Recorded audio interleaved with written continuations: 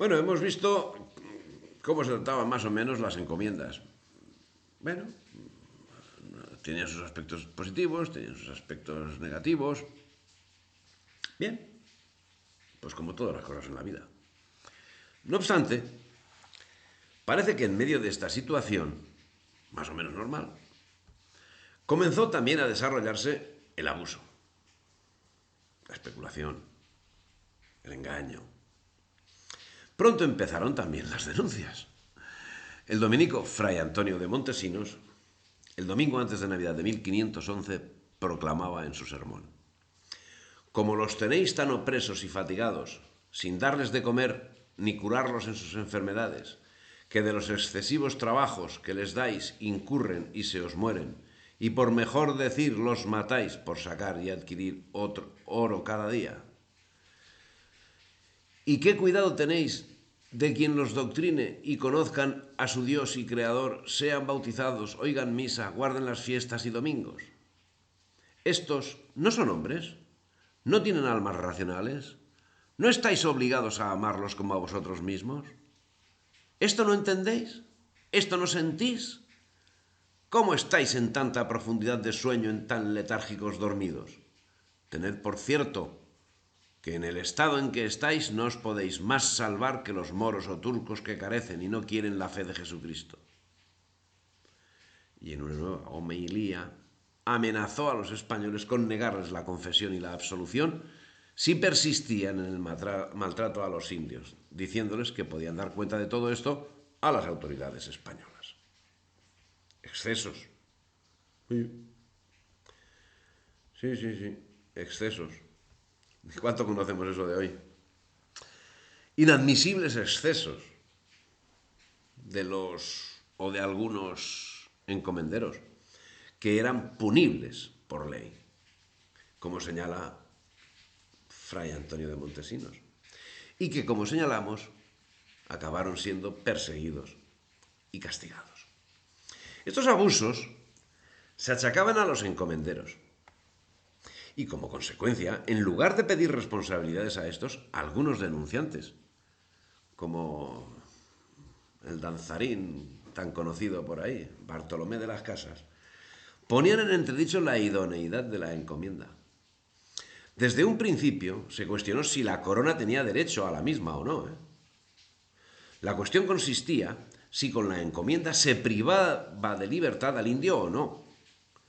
Tal vez, si se hubiesen cuestionado si con la encomienda se abría paso a una organización municipal, que a la postre es justo lo que significó, hubiese sido menor la discusión y menor la incidencia en la creación de la leyenda negra, porque al parecer los enemigos de España lo tenían muy fácil, ya que de España surgía la materia prima de su obra, y en España es donde causaría mayores estragos. Sin embargo, debemos recordar que Colón se excedió en sus atribuciones a este respecto, y por ello, nada menos que siendo almirante de la mar Océana, fue hecho preso y cargado de cadenas. Sin embargo, es la municipalidad el principal logro de la encomienda. Según Orlando Fals Borda, el principal impulso para reducir a los indígenas del nuevo reino de Granada en poblados fue instaurado por el oidor Antonio González el 22 de septiembre de 1593, quien luego nombró a Andrés Egas de Guzmán como visitador. Tras la muerte de Egas, en 1598, Luis Enríquez continuó la política de nucleación compulsiva, siendo el responsable por los actos de población y localización de decenas de pueblos de indios e iglesias para la doctrina.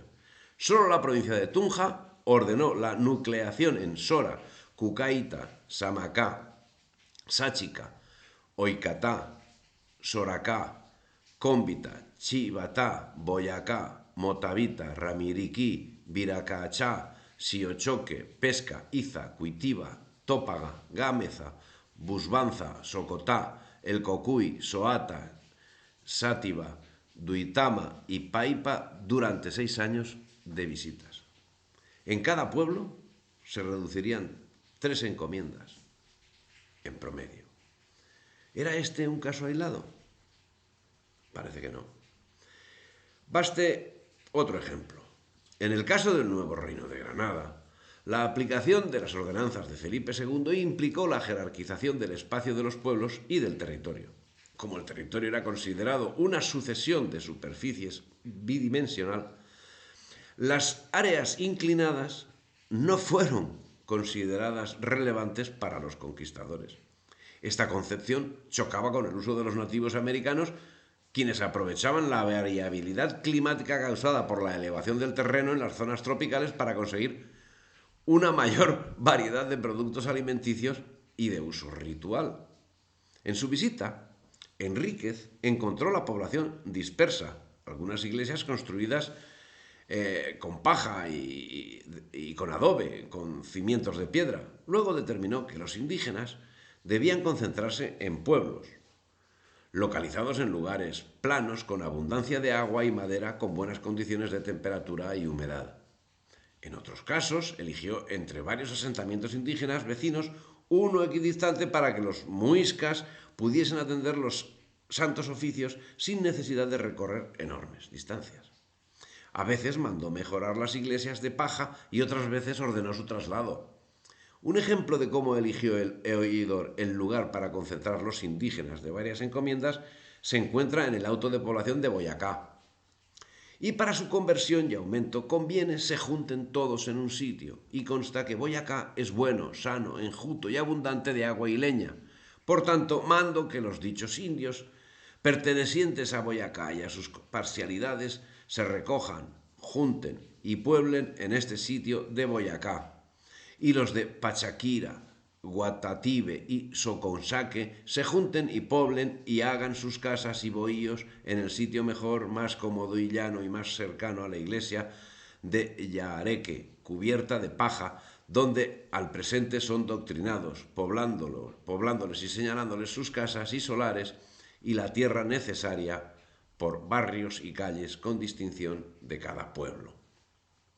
Pero esto, para la corona, era lo que debía ser, por eso no era la normalidad su preocupación, sino otras cuestiones.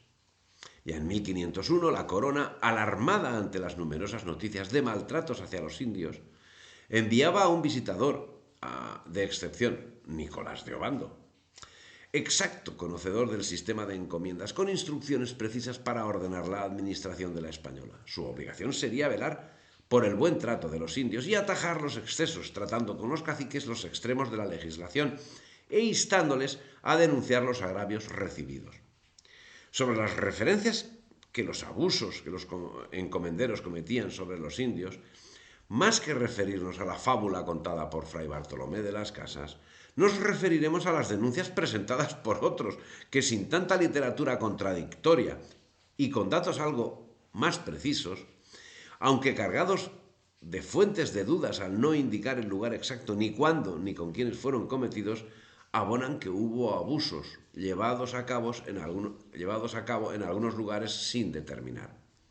A modo de ejemplo, y sin que ello pueda significar una norma, Javier Matienzo cita la denuncia presentada por el padre Juan Romero, según el cual, y probablemente en Córdoba de Tucumán o Santiago del Estero en 1612, lo primero todos los días, en amaneciendo, encierran los pobleros, una especie de capataz, todas las indias en un corral hasta mediodía, donde les dan tarea de hilar y tejer algodón. Y lo mismo desde mediodía hasta que se ponga el sol. Y si no acaban la tarea, las extienden en un suelo y las mandan a azotar cruelmente y les hacen acabar lo que les faltó por terminar de noche. Lo tercero, que de la misma manera hacen con los muchachos y muchachas de edad de 7 años hasta 15, poniéndoles fiscales para que les hagan trabajar, y si no acaban la tarea los azotan como a sus madres, y por esta razón no acuden a la doctrina ni pueden servir a sus padres y madres. Lo séptimo, los días de fiesta en que pudieren los indios trabajar para sí, en estos los ocupan sus amos en cosas de su servicio. Lo noveno, acostumbran los encomenderos adeudados, enviar todas las indias de sus pueblos a trabajar a días 14 o 20 leguas alquiladas hasta acabar de pagar lo que deben, de lo cual estas pobres reciben grande daño e injusticias, estando ausentes de sus casas y maridos. Lo 11, por medio de los pobleros tienen atemorizados a los indios y no se atreven a quejarse de los muchos agravios que reciben de ellos en las mujeres, hijas, hermanas, etc., las cuales les quitan por fuerza enviándolos a ellos a los montes por miel, etc., y a los otros pueblos por hacer lo que ellos quieren y otros infinitos daños y desafueros que todos saben hacen los pobleros. Bueno, si non è vero, è ben trovato. Y las autoridades, como en el caso de Fray Bartolomé de las Casas y posiblemente por la imposibilidad material de tener perfectamente engrasado el extraordinario mecanismo de las visitas, hacían caso a estas denuncias, que podemos considerar anónimas, con la manifiesta voluntad de posicionarse a favor del más débil. Pero, ¿dónde podían corregir esos excesos si no conocían ni lugar, ni fecha, ni responsable, ni tiempo en que ocurrían esos hechos? Por si sí o por si no, el legislador cumplía con su misión de legislar. Y es que, aunque los denunciantes no señalasen lugar, ni fecha, ni autor del delito, los visitadores estaban en la obligación de inquirir el cumplimiento exacto de la ley. Y ello les llevaba a detectar que efectivamente algo de lo denunciado era cierto, lo que queda manifestado en sus informes. Y nosotros dejamos señalado líneas arriba en la relación de las sanciones derivadas de una visita, donde queda reflejado que efectivamente algún encomendero se había extralimitado en sus atribuciones y había abusado de sus encomiendas. Y fue sancionado con muy importantes multas.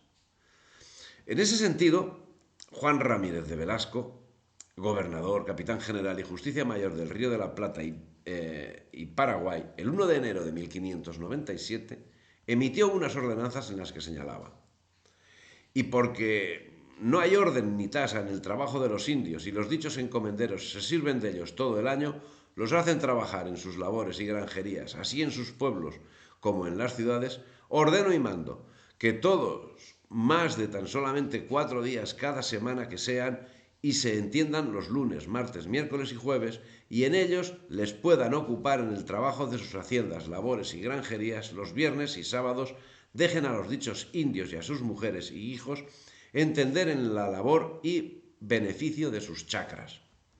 Ítem, ordeno y mando que cada 2 años salgan de la ciudad visitadores con autoridad de la justicia mayor, los cuales llevarán su escribano, se informen de los agravios que hayan recibido los dichos indios, así de los encomenderos, como de las personas que han andado por los dichos pueblos.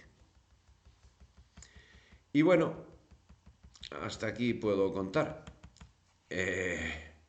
Animo a la gente a que siga investigando y si te ha gustado el vídeo, dale me gusta, difunde y suscríbete al canal.